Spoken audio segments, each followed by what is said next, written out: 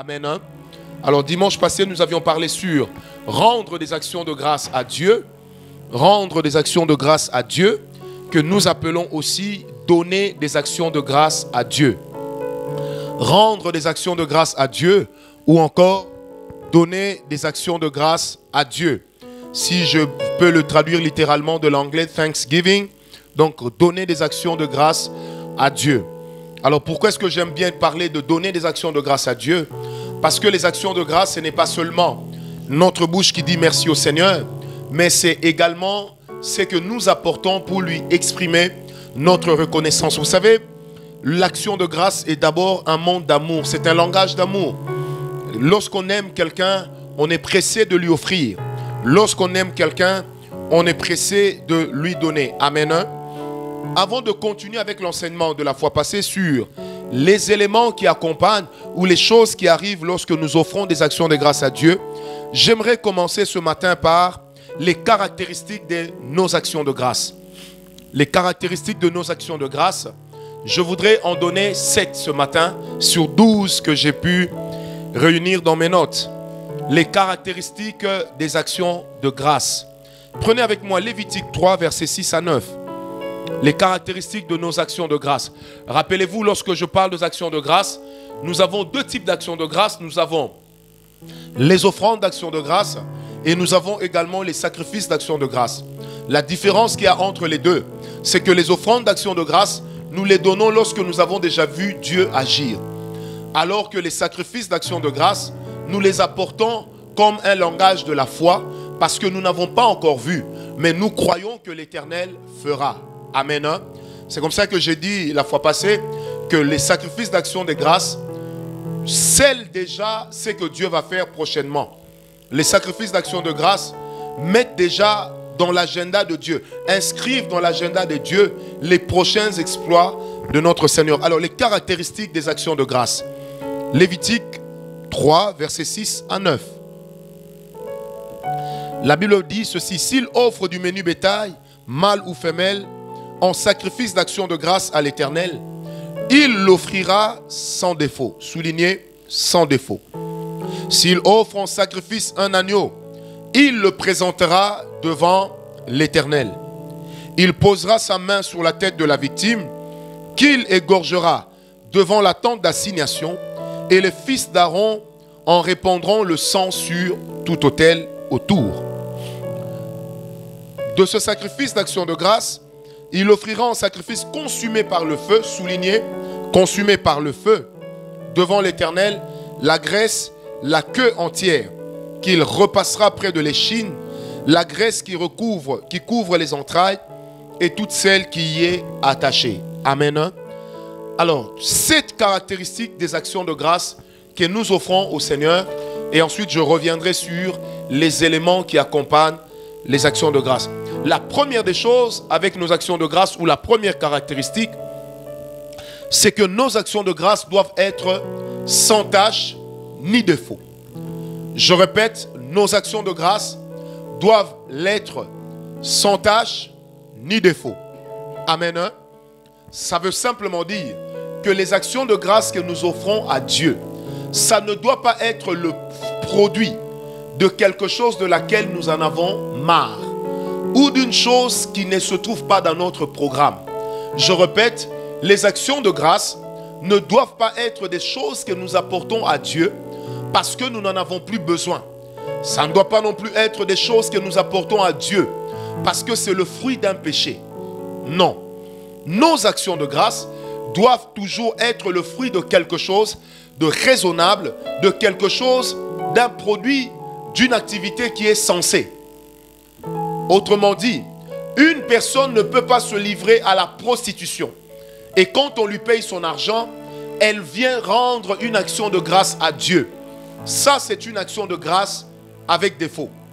Je répète, on ne peut pas donner à Dieu des actions de grâce qui soient le produit de la prostitution, qui soient le produit de l'escroquerie, qui soient le produit des détournements des deniers publics, qui soient le produit du mensonge. Nos actions de grâce doivent être sans tache ni défaut. La prostitution ne peut pas emmener une action de grâce devant Dieu. Le mensonge ne peut pas amener une action de grâce devant Dieu. L'escroquerie ne peut pas amener une action de grâce devant Dieu. Tout ce qui est obtenu d'une manière illicite, d'une manière illégale, d'une manière illégitime, ne peut pas apporter à Dieu une action de grâce. La Bible dit, il n'y a que la dîme qu'on accepte, peu importe ses défauts. Mais dans les actions de grâce, cela est biblique, dans les actions de grâce, il faut que ce soit sans tache ni défaut. Pas le produit d'une prostitution, pas le produit du mensonge, de l'escroquerie, des détournements. Parce que la Bible dit le bien mal acquis ne profite jamais. Alors si le bien mal acquis ne peut pas vous profiter, vous ne pouvez pas non plus l'apporter devant Dieu. Tu ne peux pas aller voler et venir donner une action de grâce.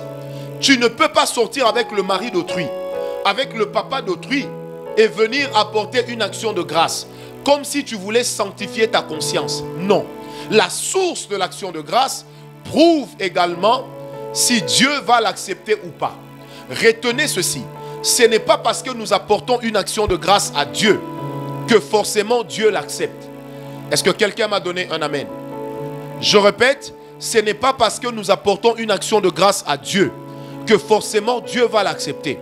Le cœur de Dieu se réserve également le droit de dire non. Amen. Je répète, le cœur de Dieu se réserve le droit de dire non. L'Éternel est un Dieu des principes, est un Dieu des préceptes, est un Dieu des statuts. Vous savez, j'aimerais illustrer cela par une histoire.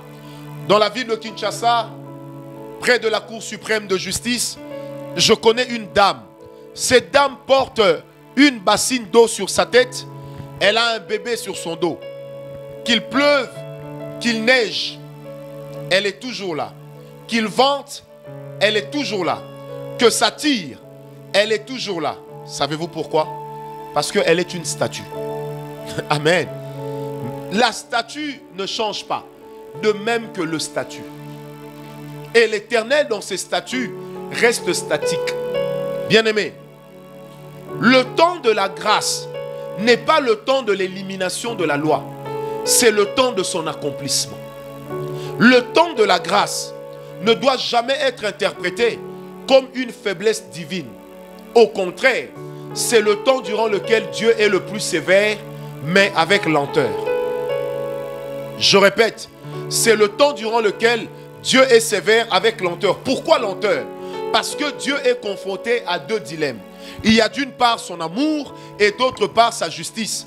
Sa justice qui dit qu'il doit frapper, son amour qui lui dit Seigneur, donne encore une seconde chance. Et son amour est actionné par l'intercession de Jésus-Christ qui est assis à la droite de Dieu le Père et qui intercède pour l'Église. Quelqu'un m'a donné un amen. Je répète, nos actions de grâce, première caractéristique, elles doivent être pures. Elles doivent être sans tache ni défaut. Lorsque nous offrons à l'Éternel des choses avec des défauts, l'Éternel ne les agréera pas. Pourquoi? Parce que la loi est claire. Dieu ne peut pas agréer un sacrifice, une offrande qui a des défauts et qui a des taches. Bien-aimé, on ne peut pas se moquer de Dieu. Même si tu apportes devant l'église des millions et que des gens se lèvent pour acclamer parce que tu as répondu aux besoins de l'église par tes actions de grâce, bien-aimé, ce n'est pas l'église qui va t'amener au ciel, c'est Dieu. Ce n'est pas l'église qui te donnera la couronne, c'est Dieu. Alors par conséquent, il faut toujours toucher le cœur de Dieu. Deuxième caractéristique de nos actions de grâce, c'est que nos actions de grâce doivent être des aliments purifiés par le feu. Celui qui offre l'action de grâce a deux choses. La source doit être pure. Deuxièmement, lui-même doit être pur. Je répète, la source doit être pure, mais lui-même est pur. Bien-aimé, c'est comme ça qu'il existe encore aujourd'hui dans nos églises. Des gens qui offrent beaucoup à Dieu, mais qui croupissent toujours sous une malédiction. Parce que on ne peut pas corrompre Dieu. Je répète, on ne peut pas corrompre Dieu. Dieu n'est pas corruptible. Donc la source de l'action de grâce, c'est la première des choses. Deuxièmement, c'est la main qui l'offre. La main qui l'offre doit être pure. C'est pourquoi l'action de grâce doit être purifiée par le feu, éprouvée. Parce que la Bible dit ceci, que c'est ce qui est l'or qui est éprouvé par le feu est pur. Si votre action de grâce n'est pas éprouvée par le feu de vos propres mains, c'est que s'il y a un problème, il faut que vous ayez des mains pures. C'est pourquoi la Bible dit, élevez vers l'Éternel des armées des mains pures. Pas des mains impures. Oh, vous savez, si dans l'église on comprenait ces vérités, il est de ces personnes, quand il y a des louanges et l'adoration, qui ne peuvent pas élever leurs mains parce que leurs mains sont impures. Ils ont promené leurs mains sur les corps des femmes d'autrui. Ils ont promené leurs mains sur les corps des prostituées. Elles ont promené leurs mains sur les maris d'autrui.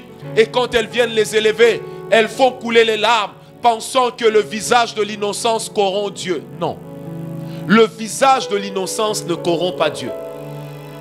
Moi, je connais des gens qui vivent dans le péché, mais qui sont toujours pressés d'apporter à Dieu leurs actions de grâce.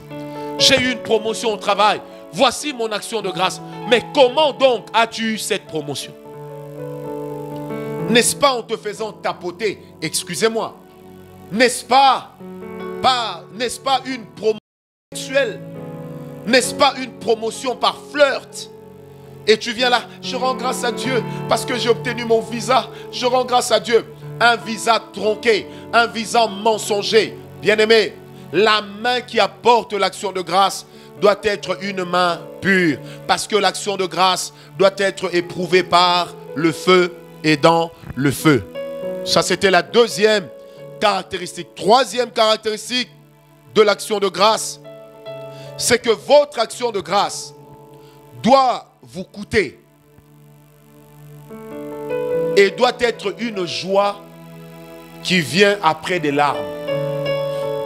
Votre action de grâce doit vous coûter et doit être une joie qui vient après des larmes.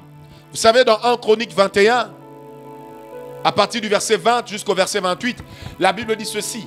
Vous savez, j'aime bien le titre que Louis II donne.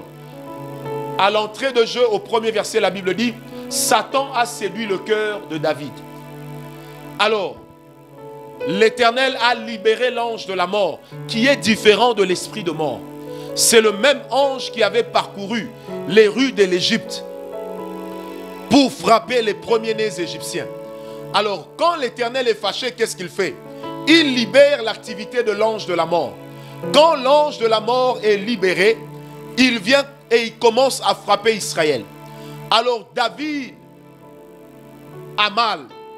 Il vient vers le Seigneur parce qu'il veut que l'Éternel écarte la main de son ange.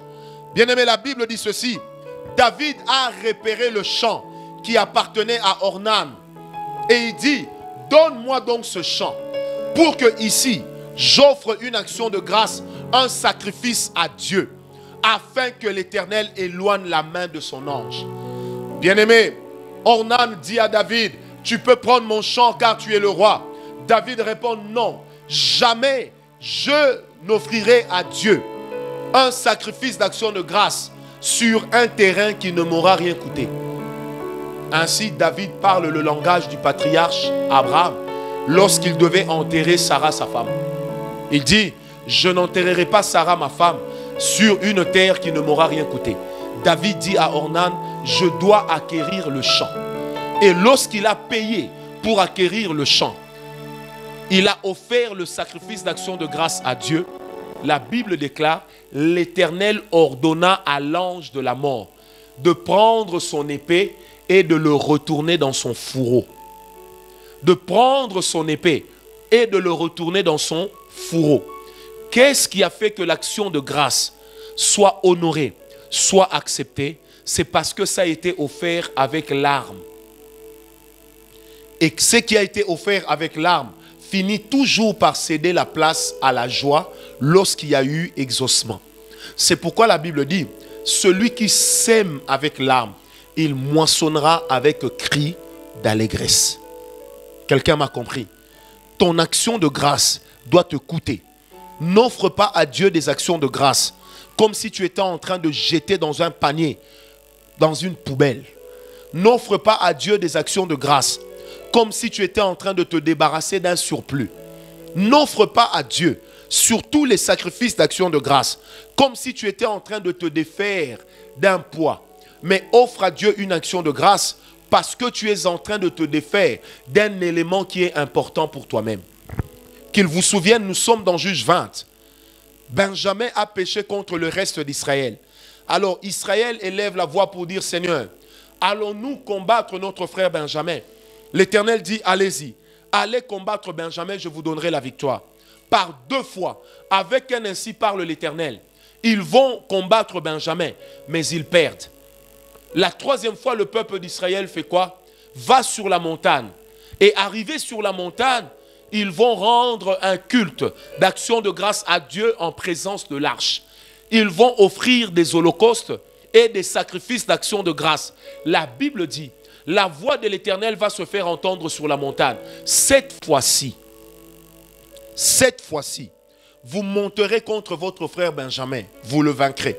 Bien aimé, la Bible dit, lorsqu'ils sont descendus de la montagne et qu'ils se sont lancés à la poursuite de Benjamin, les Benjamites se sont dit, nous les vaincrons comme toutes les autres fois. Parce que les Benjamites ont pris l'habitude de vaincre les autres malgré la parole de Dieu. Or, les autres ne comprenaient pas que ce qui amenait le pont entre la parole que Dieu a déclarée et son accomplissement s'appelait le sacrifice d'action de grâce. Et les Benjamites ne savaient pas que pour cette fois-là, il y avait déjà eu un sacrifice d'action de grâce offert à Dieu sur la montagne. La Bible dit, ce jour-là, le reste d'Israël a battu Benjamin jusqu'à les poursuivre dans leur tribu et tuer des hommes et des hommes. Ce jour-là, il y a eu une désolation dans le camp de Benjamin. Pourquoi? Pas parce qu'ils étaient les plus forts, mais simplement parce que les actions de grâce qu'ils ont offertes à Dieu comme sacrifice les ont rendus plus forts que leurs frères de Benjamin. Est-ce que quelqu'un m'a compris? Alors c'est pourquoi les actions de grâce doivent toujours être faites, être apportées chez Dieu comme étant le fruit d'un sacrifice, comme étant le fruit de quelque chose qui nous coûte. Arrêtez d'offrir à Dieu des choses qui ne vous coûtent rien et de vous attendre en retour à ce que Dieu vous donne des choses qui lui coûtent. Je répète, arrêtez d'offrir à Dieu ce qui ne vous coûte rien et attendre à ce que le Seigneur vous donne ce qui lui coûte. Je vais vous dire une chose que vous ignorez. À chaque fois que l'Éternel vous accorde quelque chose, ça veut dire qu'il l'a privé d'autres personnes. Si l'Éternel te donne de l'or, c'est qu'il a privé à certaines personnes de toucher à cet or-là. Si l'Éternel te donne une fonction, ça veut dire qu'il a prouvé une certaine personne, il a privé une certaine personne qui avait aussi des attentes là-dessus, de cette chose. Tu ne peux pas commencer à donner à Dieu des actions de grâce qui ne te coûtent rien. Et tu le donnes même avec un brin de moquerie. Sache que quand tu donnes, c'est à Dieu que tu donnes. Mais comme Dieu n'a pas des mains que toi tu peux voir, tu remettras ça entre les mains des sacrificateurs. Parce que eux représentent la main de Dieu. La Bible déclare que lorsque vous serez entrés à Canaan, vous ne donnerez pas à la tribu des Lévites une terre. Parce que eux se nourriront de la part qui me revient. Aujourd'hui, l'homme de Dieu est en droit de prélever ce qui revient à l'Éternel. Ce n'est pas à dire, voilà, les pasteurs sont des escrocs. Dire que les pasteurs sont des escrocs parce que vous avez payé votre dîme, parce que vous avez apporté votre action de grâce, revient à dire que Dieu est escroc. Or, Dieu n'est pas escroc. Celui qui a mandaté est toujours plus grand que le mandataire. Je répète, celui qui mandate est toujours plus grand que le mandataire. Parce que le mandataire ne parle pas sa propre voix, mais le mandataire parle toujours la voix de celui qui l'a envoyé. Le mandataire parle toujours la voix de celui qui lui a donné le mandat. Est-ce que quelqu'un m'a compris? Et j'aimerais dire à une personne ce matin, avec insistance et instance, quand tu offres à Dieu des actions de grâce, ça doit être des choses qui te coûtent. Ça doit être le symbole d'une privation pour toi. Ça ne doit pas être pris dans ce qui est nécessaire, mais ça doit être pris, prélevé de ce qui est important. Je répète, ça doit être prélevé de ce qui est important et non pas prélevé de ce qui est nécessaire. Parce que ce qui est nécessaire sans être important, tu peux t'en passer. Mais ce qui est important, tu ne sais pas t'en passer parce que quelque part, ça retient la qualité de la vie que tu mènes. Ça retient la qualité de ton engagement dans la vie. Est-ce que quelqu'un m'a donné un amen très bien? Quatrième caractéristique des actions de grâce, c'est que ton action de grâce doit toujours être offerte de tout cœur. Retenez que l'action de grâce, c'est un monde d'amour avant d'être un monde de sacrifice. Du reste, tout monde de sacrifice commence d'abord par l'amour. Dans Jean 3,16, la Bible déclare ceci: car Dieu a tant aimé le monde qu'il a sacrifié son Fils. Celui qui aime donne. Celui qui n'aime pas ne donne pas. Et quand il donne, c'est une injure.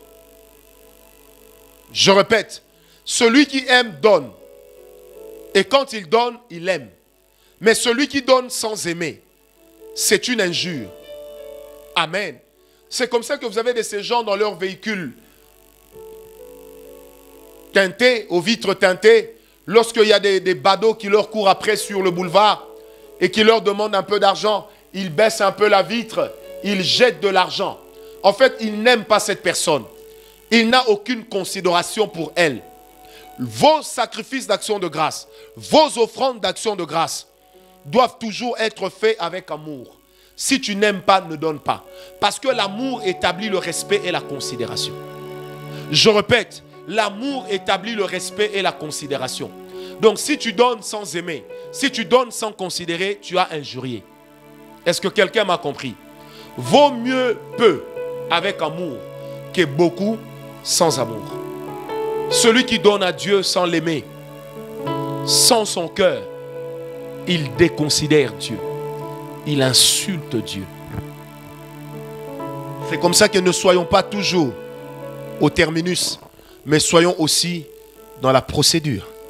Quand tu donnes à Dieu tes actions de grâce, fais-le avec un cœur aimant. Fais-le avec un cœur qui considère. Fais-le avec un cœur qui respecte. Là où il n'y a pas d'amour, il n'y aura pas de considération. Là où il n'y a pas d'amour, il n'y aura pas non plus de respect. Bien-aimés, ne trouvez pas toujours des excuses à quelqu'un qui insulte facilement les autres. Ne trouvez pas toujours des excuses à quelqu'un qui commet facilement le mal. Quelqu'un me comprend? Parce que là où il y a l'amour, il est aussi une expression de respect qui doit s'en suivre. Quand tu aimes Dieu et que tu donnes avec respect. Tu donnes avec considération. Je voudrais le dire, tu donnes avec révérence. Amen. Cinquième caractéristique des sacrifices d'action de grâce, c'est que l'action de grâce doit toujours être offerte avec un esprit de louange. La Bible déclare que Dieu siège au milieu de la louange de son peuple. Quand tu offres avec un cœur de louange, ça veut dire que tu offres avec un cœur qui vénère. Tu offres avec un cœur qui admire. Tu offres avec un cœur d'exaltation. C'est pourquoi dans les psaumes, la Bible dit ceci: offrez à l'Éternel vos actions de grâce avec exaltation. Quand vous exaltez une personne, ça veut dire que vous l'élevez au-dessus de la mêlée. Vous l'élevez au-dessus du niveau de tous. Quand nous offrons à Dieu nos actions de grâce, nous devons toujours le faire avec un cœur de louange. Bien-aimé, celui qui loue peut cacher des larmes. Mais la louange est une expression de foi. Je répète, celui qui loue Dieu en l'offrant, sa louange ou ses actions de grâce peuvent cacher ses larmes. Mais ces larmes se taisent au profit de la foi qu'il est en train d'exprimer. C'est pourquoi nous n'adorons pas Dieu seulement quand tout va bien. Nous l'adorons aussi quand tout va mal. La Bible dit dans le psaume 3, pendant que David était en train de fuir devant Absalom, il était toujours capable d'adorer Dieu. Il disait: Seigneur, je viens me prosterner dans ta présence. Je viens me prosterner dans ta présence. Mais c'est un homme dont le cœur a la douleur. Offrez à Dieu avec un cœur qui aime, mais offrez lui aussi avec un cœur qui loue. Amen. C'est pourquoi j'aime bien la culture nigériane. Les Nigérians, lorsqu'ils offrent à Dieu, ils ont l'habitude de danser. Je me rappelle en 2003 ou 2004, le révérend bishop David Oyedepo est venu inaugurer la chapelle de vainqueurs à Kinshasa. À l'heure où il fallait offrir à Dieu, j'ai vu de mes yeux comment cet homme était en train de vibrer, était en train de danser. Je me rappelle avoir vu plusieurs images de l'archevêque Benson Idahosa, d'heureuse mémoire. Quand il fallait offrir à Dieu, il venait en dansant. Pourquoi il dansait? Parce que lorsque nous offrons à Dieu, nous dansons. Et quand vous lisez la parole de l'Éternel, la Bible dit ceci: le jour où David est allé chercher l'arche de l'Éternel dans la maison d'Obed-Edom et qu'il l'a amené dans la cité de Jérusalem, la Bible dit ceci: David était en train de faire quoi? De danser. Nu ou à moitié nu, je ne sais. Mais ce que je sais, c'est qu'il était en train de danser. Au point que Milka, sa femme, dira: comment toi, un roi, tu peux danser comme ça dévêtu? Parce que la louange avec laquelle nous offrons nos actions de grâce est un langage d'humilité. C'est une façon de dire à Dieu: nous reconnaissons que tu es plus grand que nous. Bien-aimé, ce n'est pas l'inférieur qui bénit le supérieur, c'est le supérieur qui bénit l'inférieur. C'est pourquoi dans l'église, les fidèles ne peuvent pas dire à leur pasteur que Dieu te bénisse. Non. Les fidèles ne peuvent pas dire à leur pasteur que Dieu veille sur toi. Non. Parce que c'est le supérieur qui est censé faire quoi? Bénir l'inférieur. Est-ce que quelqu'un m'a compris? C'est cela l'éducation biblique chrétienne. Amen. Offrir avec un esprit de louange. Ça, c'est l'une des caractéristiques que doivent revêtir tes actions de grâce. Et si dans tes actions de grâce, il n'y a pas une expression de louange, c'est que tes actions de grâce sont fausses. Amen. Quantième caractéristique. Sixième caractéristique, c'est que tes actions de grâce doivent toujours être offertes à Dieu avec un objectif clair et précis. Que ce soit une offrande ou un sacrifice, ça doit toujours être animé par un objectif précis. J'aimerais ici relever deux équivoques. C'est que lorsque vous offrez des sacrifices d'action de grâce, c'est aussi ça qu'on appelle élever des autels. C'est anticiper sur le mouvement de Dieu. C'est anticiper sur les résultats attendus. C'est pourquoi j'ai toujours dit dans mon enseignement sur les autels, dont le livre sortira à la fin de cette année, qu'on ne peut pas élever des autels anonymes. Quand vous élevez les autels, vos autels doivent avoir un but, doivent porter un nom. Vos autels, je répète, doivent porter un nom. Vos sacrifices d'action de grâce, quand vous les apportez à Dieu, vous devez définir l'objectif poursuivi, afin qu'au jour où l'Éternel vous aura répondu, que vous sachiez que l'Éternel nous a été favorable.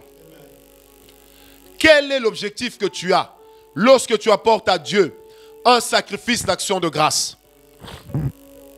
Apporter à Dieu un sacrifice d'action de grâce ne suffit pas. Tu dois avoir un but. Bien-aimé, définir le but à son sacrifice, ce n'est pas un péché. Ce n'est pas une manière de commander Dieu, mais c'est une manière de mettre sa foi à l'œuvre. Je répète, définir des objectifs à vos sacrifices d'action de grâce, ce n'est pas commander Dieu, mais c'est parler à Dieu, c'est se présenter à Dieu comme un langage de foi qui dit: Seigneur, je crois que tu vas le faire. Est-ce que quelqu'un m'a donné un amen? Très bien. Donc vos actions de grâce doivent avoir des sacrifices bien définis, un objectif. Mais j'aimerais répéter ceci, j'aimerais dire ceci. Deuxième équivoque, avec nos actions de grâce, nous ne changeons pas nos cœurs, mais nous changeons le cœur de Dieu à notre égard. On n'offre pas un sacrifice d'action de grâce pour quelqu'un qui n'a pas envie de changer. On n'offre pas un sacrifice d'action de grâce pour quelqu'un qui est content du mal qu'il commet. Ça ne sert à rien. N'oubliez pas que l'action de grâce, je l'avais dit dimanche passé, c'est un langage de maturité. L'action de grâce demeure un langage de maturité. Amen.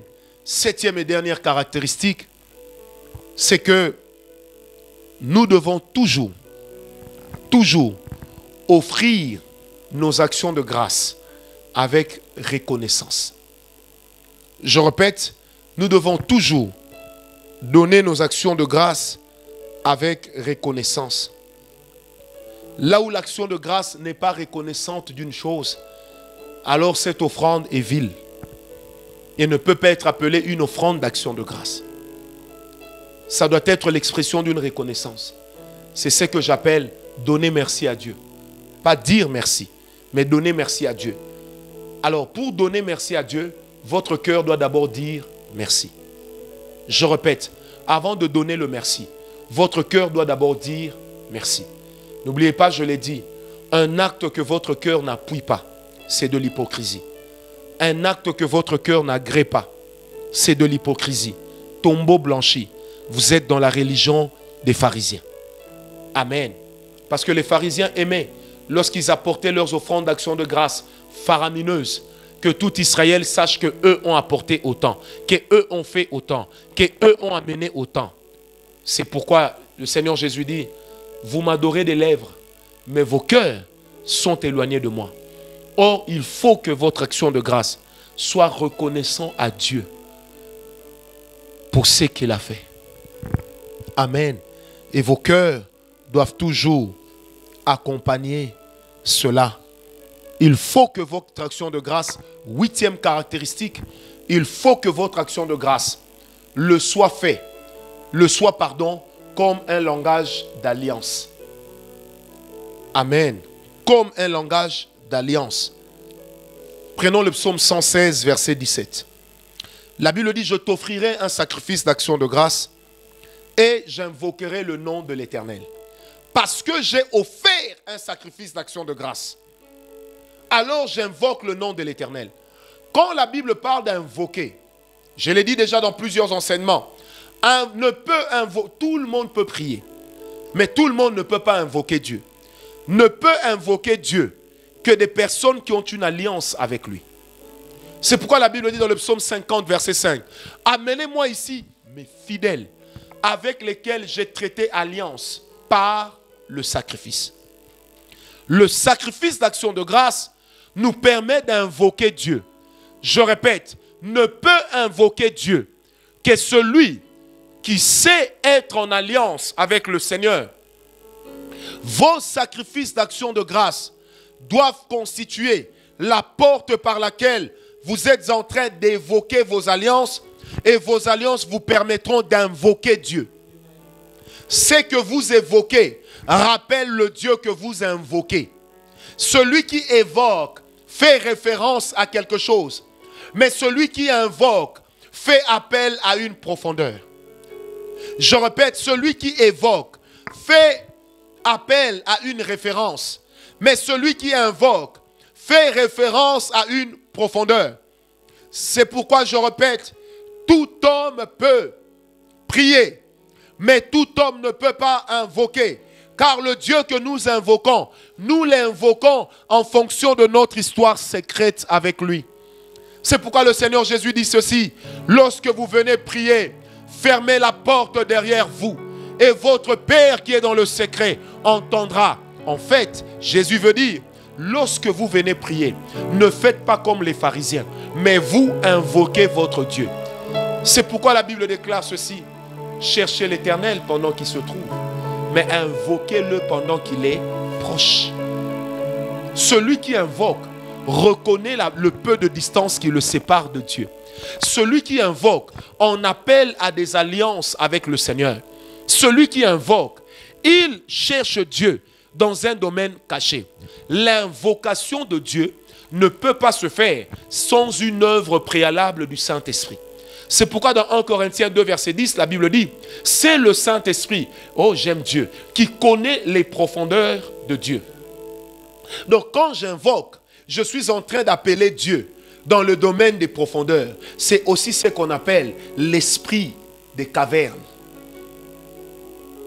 Donc quand j'invoque, je suis dans l'esprit des cavernes. Quand j'invoque, je suis dans l'esprit qui n'est pas sur la montagne, mais je suis dans l'esprit qui m'amène dans le secret des grottes. Vous savez, l'une des choses qui a fait que Élie puisse voir son holocauste sur le mont Carmel être accepté, c'est que l'histoire rapporte que sur le mont Carmel se trouvaient également des grottes en dessous de cette montagne. Et que c'est là que Élie avait l'habitude de venir chercher Dieu. Or, Élie marchait selon la loi de Moïse. Et la loi de Moïse disait ceci: on ne se présentera pas devant l'Éternel les mains vides. Deutéronome 16, verset 16. Lorsque Élie cherchait Dieu dans la grotte, l'esprit des cavernes était avec Élie. Et quand il va sur la montagne, c'était déjà une bataille qu'il avait remportée dans le secret. Offrir à Dieu un sacrifice d'action de grâce ouvre la porte au monde de l'invocation.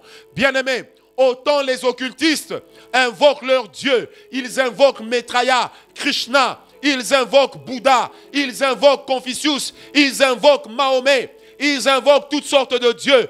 Nous invoquons le Dieu d'Israël. Mais en l'invoquant, nous ne le plaçons jamais sur le même piédestal que ces dieux que je viens de citer. Parce que notre Dieu, ce n'est pas Allah. Notre Dieu, c'est Yahweh. Notre Dieu a des principes différents. Notre Dieu est plus grand que tous ces dieux que les religions du monde nous ont amenés. Notre Dieu est plus grand que tous ces dieux que les religions du monde nous ont enseignés. Quand j'invoque mon Dieu, j'invoque le Dieu au sujet duquel il est écrit que même l'univers ne peut le contenir, mais moi je le contiens. Pourquoi? Parce qu'au travers du sang de Jésus, je n'ai pas porté seulement la vie du Fils, mais je porte aussi la vie du Père.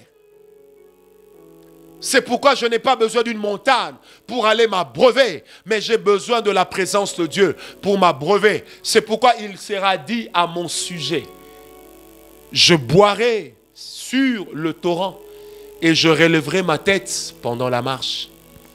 Parce que le peuple qui invoque Dieu, il renouvelle ses alliances. Est-ce que je peux vous dire quelque chose? À chaque fois que vous renouvelez une alliance, augmentez la taille de votre sacrifice. Je répète, chers serviteurs de Dieu, à chaque fois que vous renouvelez une alliance, augmentez la taille de votre sacrifice. Parce que la dimension de votre sacrifice, c'est la dimension de votre alliance. La dimension de votre alliance qualifie la qualité de ce que Dieu vous donne. Et si vous voulez changer de dimension d'alliance, commencez par changer la qualité de vos sacrifices. Commencez par 1. La prochaine fois, allez à 2. Une autre fois, allez à 3. Une autre fois, allez à 4. Bien-aimés, c'est comme ça que des gens ont même bâti des empires financiers avec Dieu. L'homme qui a créé le Caterpillar, il est passé de 10% à 20%. À un moment, il avait commencé à donner à Dieu 90% de ce qu'il gagnait par marché. Et les gens étaient étonnés. Comment est-ce qu'il avait de si grandes réalisations? C'est simple. Tu changes la taille de tes sacrifices, tu changes aussi la profondeur de tes alliances. Tu changes la profondeur de tes alliances, tu changes aussi la qualité de tes résultats. Bien aimé, qu'on ne vous trompe pas.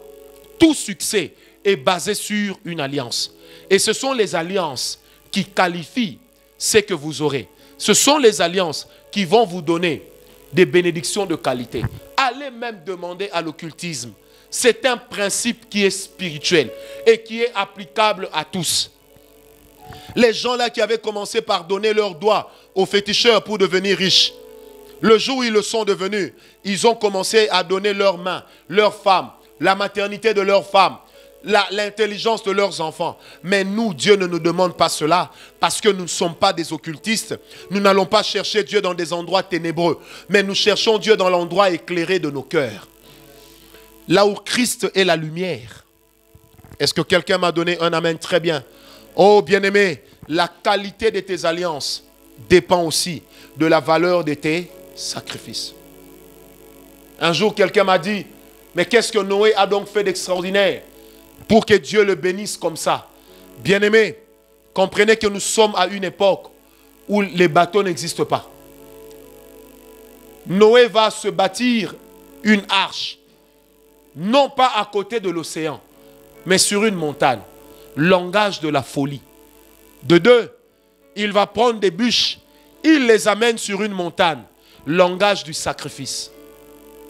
De 3, il va obéir pour emmener des animaux, pour mettre sa famille dedans. Et ce n'est qu'après que le déluge va commencer. Le déluge n'a pas commencé avant. Il a agi par la foi. Tu veux changer la qualité de ta bénédiction, change la qualité de tes sacrifices. Tu veux changer la qualité de l'intervention divine de Dieu dans ta vie. Change donc la qualité de tes alliances. Or, la qualité de tes alliances dépend essentiellement de la taille de tes sacrifices et tes alliances te permettront d'invoquer Dieu. C'est pourquoi celui qui invoque Dieu, il fait toujours référence à une histoire. Il fait toujours référence à un sacrifice. C'est comme ça que David pouvait dire, Seigneur, souviens-toi de mes offrandes, souviens-toi de mes sacrifices.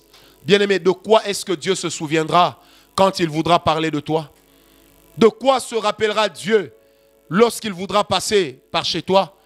De quoi donc se souviendra Dieu lorsqu'il voudra te bénir? De quoi donc se rappellera Dieu lorsqu'il voudra parler de l'alliance?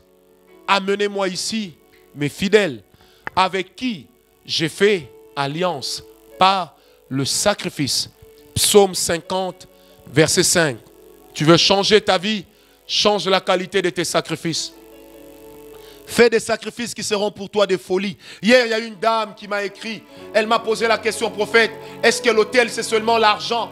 Je lui ai dit non. L'autel, ce n'est pas que l'argent. L'autel, c'est tout ce qui représente pour vous une privation forte. Le sacrifice, c'est tout ce qui représente pour vous une privation de qualité. Si moi, je donne à Dieu ce costume, ça ne peut pas être un sacrifice parce que j'en ai d'autres. Mais si je donne à Dieu la seule chose que j'ai dans un domaine, c'est ça l'autel. L'autel peut être une voiture, l'autel peut être une maison, l'autel peut être un champ, l'autel peut être un terrain, l'autel peut être de l'argent. Mais tout ce qui représente pour vous une privation. Vous savez, lorsqu'on parle de sacrifice, qui vient du latin sacer, sacrifice sacer, veut tout simplement dire quelque chose qui tue un sentiment de confort. Je répète, c'est quelque chose qui tue un sentiment de confort. Même quand nos amis de l'autre côté parlent du sacristie, en fait, ils sont en train de parler des choses qui font référence à la chose qui a provoqué une douleur. Amen. Or, derrière le mot sacrifice, en hébreu, se cache la même racine que le mot agneau. Comme pour dire que l'agneau est apparu pour mourir. L'agneau est apparu pour être sacrifié. C'est pourquoi la Bible dit, nous sommes dans Lévitique 3, celui qui offre à l'Éternel un agneau, celui qui offre un agneau comme sacrifice, il doit l'offrir directement à l'Éternel.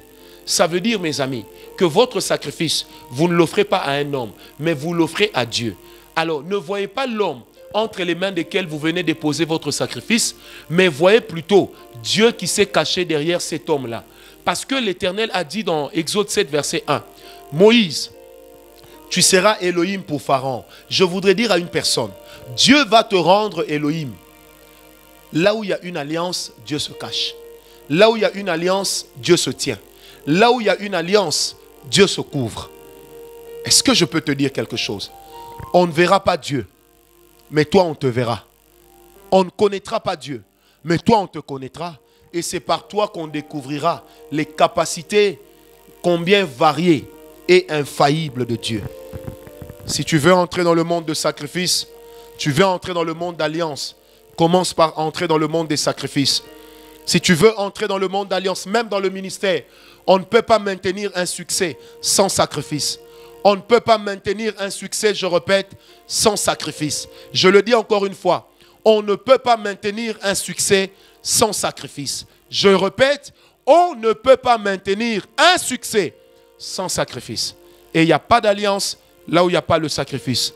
Qu'ils vous souviennent, 8e caractéristique, les actions de grâce, surtout les sacrifices, doivent toujours être faits dans un esprit d'alliance. Vous devez apporter à Dieu vos actions de grâce dans un esprit sacrificiel. Parce qu'en réalité, la chose qui nous unit, ce n'est pas les acclamations. La chose qui nous unit dans l'église, ce ne sont pas les danses. Mais la chose qui nous unit dans l'église, c'est la qualité de nos sacrifices. De deux, la chose qui nous a préalablement unis, c'est le sacrifice de qui? De Jésus, qui est mort où? À la croix. Amen. Est-ce que quelqu'un m'a compris? Je répète, ça doit toujours être fait avec foi. Ça doit être fait dans un esprit sacrificiel. Ça doit toujours être fait pour rappeler, raviver le souvenir de Dieu. Vous devez toujours apporter vos actions de grâce pour raviver le souvenir de Dieu. Pour raviver le souvenir de Dieu. Oh bien-aimés, je vous apprends à être des hommes d'affaires en esprit. Il n'y a rien pour rien. Non, ce que vous faites pour Dieu, faites-le parce qu'il y a un objectif. Faites-le parce que vous êtes en train de s'aimer. Et qu'en retour, vous attendez des résultats. Et Dieu n'est pas contre le fait que vous vous attendiez à des résultats. Dieu n'est pas contre le fait, je répète, que vous vous attendiez à des résultats. Parce que les résultats calibrent la grâce et calibrent la chose que Dieu va faire avec vous, mais aussi au travers de vous. Est-ce que quelqu'un m'a donné un amen? Celui qui ne comprend pas le langage de Dieu, celui qui ne comprend pas le langage des actions de grâce, ne comprendra pas non plus le langage des accomplissements. Certaines promesses ne peuvent s'accomplir que lorsque nous-mêmes nous avons rempli préalablement les promesses de nos vœux. C'est pourquoi la Bible dit: tu ne feras pas à l'Éternel, à Dieu, un vœu sans le réaliser. J'aimerais nous amener à courber nos têtes dans la prière. J'aimerais amener une personne au bas de la croix. Je sens ça dans mon cœur. Il y a des gens qui ont eu plusieurs fois à faire des promesses à Dieu, mais qui n'ont jamais tenu parole. Des personnes qui ont eu à faire des vœux, mais qui ont laissé passer leurs besoins avant Dieu. Alléluia. Dimanche prochain, nous parlerons sur la puissance des vœux. La puissance des vœux. Avec l'homme de Dieu qui sera ici, nous parlerons sur la puissance des vœux. Merci Jésus. J'aimerais t'amener d'abord à te repentir. Il y a des gens qui ont murmuré contre leurs offrandes, qui ont murmuré contre leurs actions de grâce, qui ont murmuré, et d'autres qui n'ont pas accompli les vœux qu'ils ont faits à Dieu. Est-ce que tu peux élever ta voix et parler au Seigneur? Jésus, nous te prions ce matin. Père, peu importe là où se trouve mon frère et ma soeur, nous demandons que ta grâce puisse être avec nous. Pardonne, Éternel Dieu, notre Dieu, le manque de prise de conscience. Pardonne notre négligence, Éternel. Pardonne les choses que nous avions faites sans en comprendre la valeur. Pardonne, Éternel, les vœux que nous avions faits sans savoir que nos vœux nous liaient. Seigneur Jésus, pardonne les vœux que nous avions faits sans les réaliser, sans les tenir, parce que nous avions oublié ou nous ne savions pas que cela liait quelque part nos vies. Aujourd'hui, combien d'entre nous ne souffrons-nous pas des vœux non réalisés? Parce que ta parole déclare: maudit soit celui qui fait un vœu à l'Éternel et qui ne le réalise pas. Seigneur, les vœux ne sont pas conditionnels. Les vœux sont des langages absolus auxquels nous devons tenir avec action de grâce. Seigneur, ma prière en ce moment, c'est que tu pardonnes à une personne qui n'a toujours pas réalisé ses vœux. Que tu pardonnes à une personne qui n'a pas été capable, Éternel mon Dieu, de tenir son engagement devant toi, de tenir son engagement avec toi, de tenir son engagement éternel. Père, je te prie, non pas seul, mais avec le Saint-Esprit. Je demande que ta grâce intervienne, que ta parole, Éternel mon Dieu, retentisse dans nos cœurs. Selon les caractéristiques, Seigneur, de nos actions de grâce, je prie que nous soyons capables de ne pas les oublier, de les garder, de les retenir en nous, Seigneur, de marcher avec et selon cela. Car, Éternel, à plusieurs reprises, nous sommes passés à côté de l'essentiel.